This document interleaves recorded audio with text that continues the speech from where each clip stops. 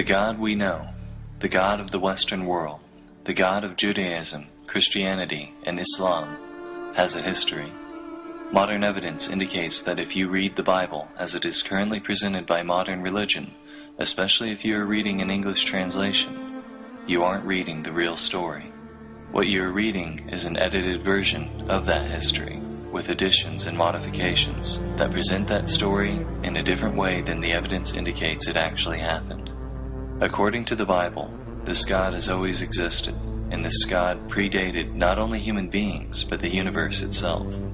According to the evidence, this God began evolving from human ideas originating from 14,000 years ago, and didn't become the one God of monotheism until 2,600 years ago, in 600 BCE.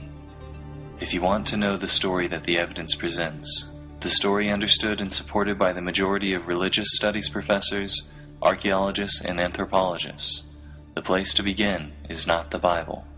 It is the Enuma Elish, the Babylonian creation story, which was discovered by archaeologists in the library of Ashurbanipal and dated to have originally been written in about 1750 BCE. As this creation story demonstrates, almost all religions in Mesopotamia at that time were polytheistic. There is no trace of the existence of monotheistic Judaism at this time. In the Enuma Elish, Marduk, champion of the Babylonian gods, defeats chaos in the form of the dragon Tiamat, and then together, the Babylonian gods form the world. In the Babylonian story, the primordial world is described as formless and void. Also in the Babylonian story, light, the firmament, dry land, the sun and moon, and mankind are created in order. These details are important because, as we will see, 1,150 years later, when the Israelites are exiled to Babylon, these details become edited into both the book of Isaiah and the story of Genesis as its first chapter, the first chapter of the entire Hebrew Torah and Christian Bible. Our next point of interest is the Canaanite religion, which archaeologists have reconstructed from clay tablets found in Ugarit, an ancient port city in Syria, and whose stories are dated to have originally been written before 1200 BCE. The Canaanites were also polytheistic. Of the many gods the Canaanites worshipped, three in particular are important to the rest of the story. They are El Elyon, whose name means literally God Most High, and who is believed to have been the father of the other gods; Asherah, El Elyon's wife; and Baal, who is both god of storms and fertility. The god Yahweh of Israel and the culture of Israel itself still show no signs of existence in the archaeological record. Yet sometime over the next 500 years the culture of Israel must have evolved, because it is at this time, from 950 to 850 BCE, that the contemporaries J and E began writing their independent accounts of the history of the people of Israel, which would later be combined into a single story. Beginning in Genesis chapter 2, none of what J or E writes aligns with the accounts of the Babylonians or Canaanites, whose accounts predated them by hundreds of years. Because of this, and because of the nature of the stories told, the most reasonable inference appears to be that these accounts were entirely mythical stories that the Israelites used to explain the world around them and find meaning in its cultural climate. But that all changes at Genesis chapter 12 with the story of Abraham. It is here that we finally find a connection with the religion of the Canaanites.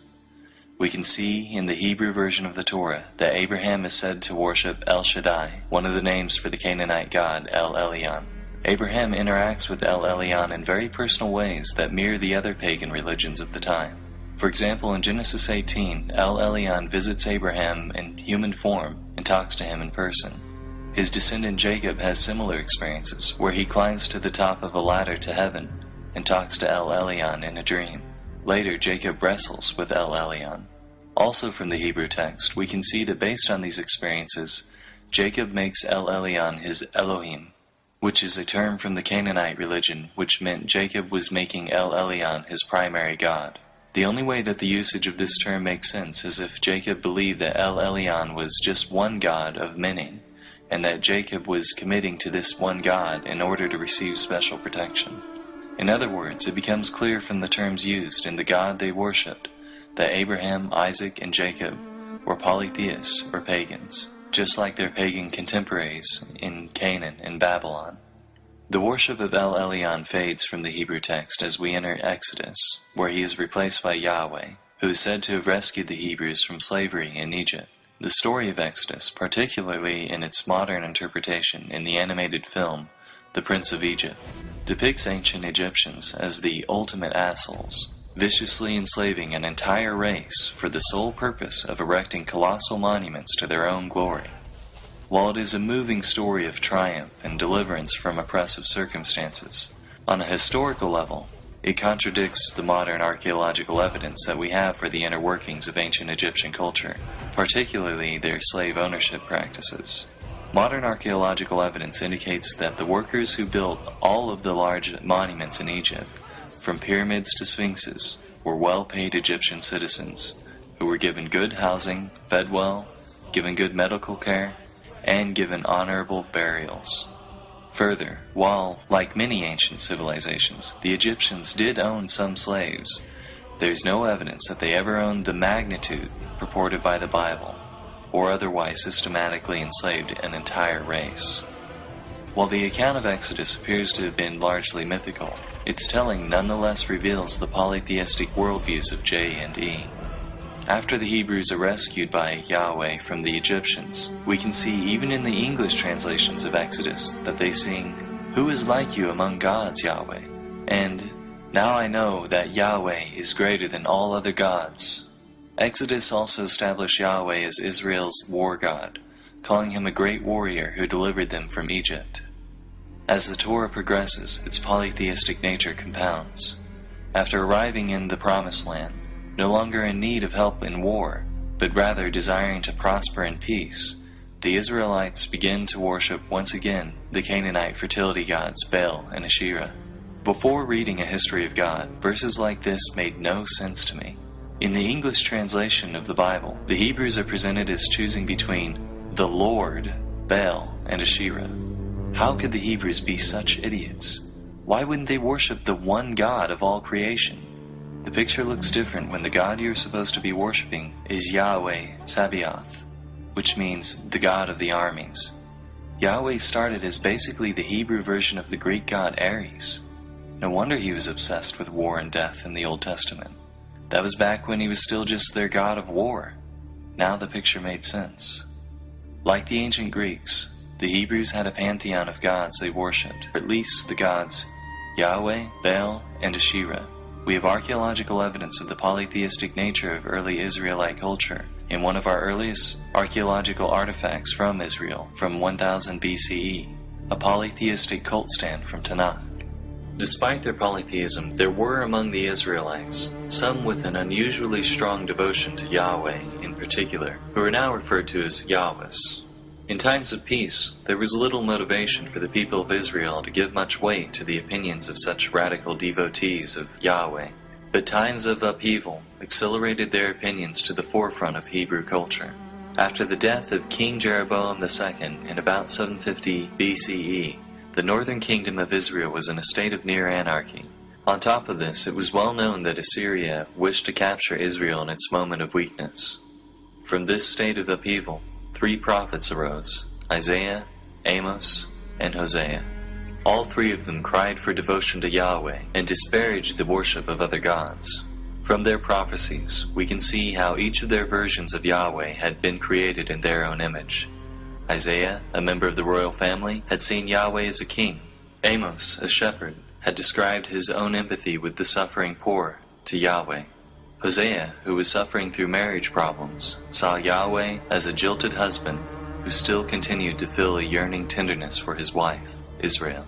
Ultimately, their outcry did nothing to save the northern tribes, and they fell to Assyria in 711 BCE. But their words lived on in Hebrew scripture and the Hebrew imagination. The cult of Yahweh received another boost during the rule of King Josiah in 622 BCE. Unlike his predecessors, who welcomed an open pagan vision, Josiah was a strict Yahwist. Like the prophets before him, Josiah was convinced that Judah's social problems came from a lack of devotion to Yahweh. During renovations to the temple, Josiah's high priest Hilkiah discovered a lost book of the law, which was alleged to have been authored by Moses. This book was Deuteronomy, and given its conveniently timely discovery, as well as its linguistic features, the majority consensus of biblical scholars such as Richard Elliott Friedman is that it was a forgery. In Deuteronomy, a strict and permanent covenant to Yahweh, as well as a complete rejection of other gods, is established. It is commanded of the Hebrews that they tear down the altars and smash the idols of other gods. In response to the discovery of Deuteronomy, Josiah and his court implemented merciless reforms that officially established Yahweh as the official God of Judah. The reformers also rewrote Israelite history. The historical books of Joshua, Judges, Samuel, and Kings were revised according to the new ideology. And later, the editors of the Pentateuch added passages that gave a Deuteronomist interpretation of the Exodus myth to the older narratives of J and E. The intense hatred of other gods by Yahweh is firmly established in the rewritten Hebrew history. The bloody God Yahweh is made even bloodier, as he is now said to have commanded Joshua to wreak genocide on the natives of Canaan for worshipping other gods. Interestingly, despite the enforcement of this strict devotion to Yahweh, monotheism was still not established. The evidence of Deuteronomist passages like, "You shall have no other gods before me," indicates that even Josiah still believed in the existence of other gods. This was still polytheism. It was just a vicious form of monolaterous polytheism that vehemently rejected the worship of the other gods. But the stage was set. In 604 BCE, King Nebuchadnezzar II rose to power in Babylon. It was well known at this time that Nebuchadnezzar sought to conquer Jerusalem. As his armies gathered and prepared, another prophet, Jeremiah, arose, once again crying that strict devotion to Yahweh and the rejection of other gods had been the solution to their problems. Except this new prophet was claiming that it was too late to do anything about it. Yahweh would use this foreign army as his instrument to teach his people a damning lesson. Like the prophets before him, he projected his own emotions, such as fury, onto Yahweh. As Jeremiah predicted, the fall of Jerusalem to Babylon was inevitable. The forces of Babylon were just too massive, and Jerusalem was just in too weakened a state. The temple was destroyed. The Hebrews were exiled from their country to live in Babylon. The Babylonian exile had begun. Their sense of defeat was devastating. Polytheistic gods in ancient Mesopotamia were associated with specific territories of land. When the Hebrews were exiled to Babylon, they felt they could no longer connect with Yahweh. How can we sing the songs of Yahweh while in a foreign land? Ezekiel, a prophet who arose among the exiled Hebrews, expressed how alienated the Hebrews had become. He too blamed their plight on the Hebrew people for a lack of devotion to Yahweh. It was then, at a time when the Hebrew people seemed most crushed, at a time when it seemed certain that the cult of Yahweh would surely die, it instead did something that religion has done throughout history in order to survive. It changed. A new author, who scholars call Second Isaiah, arose, and his words were appended to those of the first Isaiah. "I am the first, and I am the last. Besides me, there is no God." Monotheism was born. From this new monotheistic culture, the priestly source P arises. Israelite history is rewritten once again. Exodus is rewritten by P to say that the El Shaddai worshipped by Abraham and the Yahweh worshipped by Moses were the same God. Any references to El Elyon are explained by P as merely different names for Yahweh. The entire book of Leviticus is authored. Genesis 1 is crafted as an improved monotheistic version of the Babylonian account of creation. Second Isaiah rewrites Babylonian myths that were attributed to Marduk, such as his defeat of the dragon Tiamat, attributing them instead to Yahweh. The Torah is rebranded by P to look as if it had always been monotheistic. In 600 BCE, the God of Western monotheism, the God of Judaism, Christianity, and Islam, was born. Once I knew this, my entire perception of the Bible changed once again. Verses that never made sense before made sense now. This was the death blow of monotheism for me. It was the revelation that I could pick up any one of the millions of Bibles in America, from hotel rooms to Christian gift shops, and see its pages dripping with polytheism. I could see, with my own eyes, human beings giving birth to the monotheistic God.